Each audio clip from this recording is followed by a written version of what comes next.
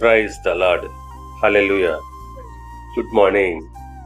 క్రీస్తునందు ప్రియులారా, ఈ ఉదయ కాలంలో మరొక నూతన వాగ్దానంతో మనము ఈ రోజును ప్రారంభించుకుందాము. ఈనాటి దేవుని వాగ్దానము ఫిలిప్పీయులకు రాసిన పత్రిక 4వ అధ్యాయము 13వ వచనము.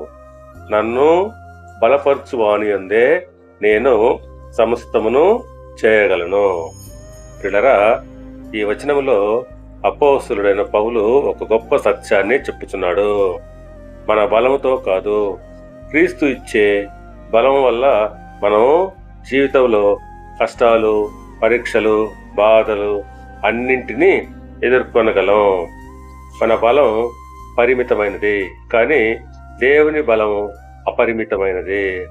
క్రీస్తు మనకు బలం ఇస్తే అసాధ్యమైనవి కూడా సాధ్యమవుతుంది.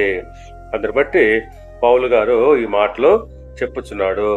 నన్ను బలపరిచే క్రీస్తులో నేను సమస్తము చేయగలనని అంటున్నాడు.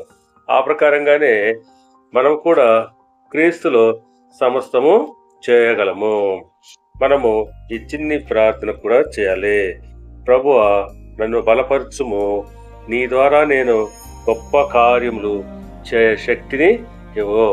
దేవుడు మిమ్మల్ని దీవించి ఆశీర్వదించి వర్ధిల్ల చేయనుగాక. ఆమేన్.